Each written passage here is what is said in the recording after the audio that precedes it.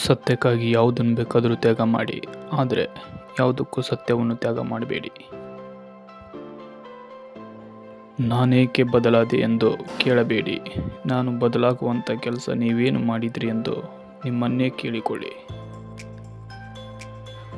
ಮೋಸ ಮಾಡಿದವರನ್ನು ಕ್ಷಮಿಸುವಷ್ಟು ಉದಾರಿಯಾಗಬೇಕು ನಿಜ, ಆದರೆ ಅವರನ್ನೇ ಮತ್ತೆ ಮತ್ತೆ ನಂಬುವಷ್ಟು ಮೂರ್ಖರಾಗಬಾರದು. ನೀನು ಗುರಿಯನ್ನು ಸಾಧಿಸಲು ಹೊರಟಾಗ ತುಂಬ ಜನ ಕೆಣಕುತ್ತಾರೆ. ಅವರ ಬಗ್ಗೆ ತಲೆ ಕೆಡಿಸಿಕೊಳ್ಳಬೇಡ.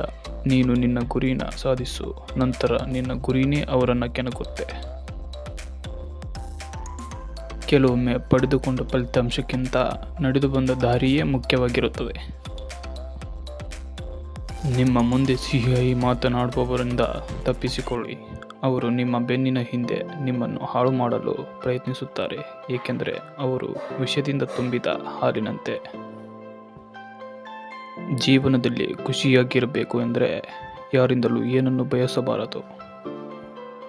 ತುಂಬಿದ ಜೇಬು 100 ಆಟ ಆಡಿಸುತ್ತದೆ, ಖಾಲಿ ಜೇಬು 100 ಪಾಠ ಕಲಿಸುತ್ತದೆ.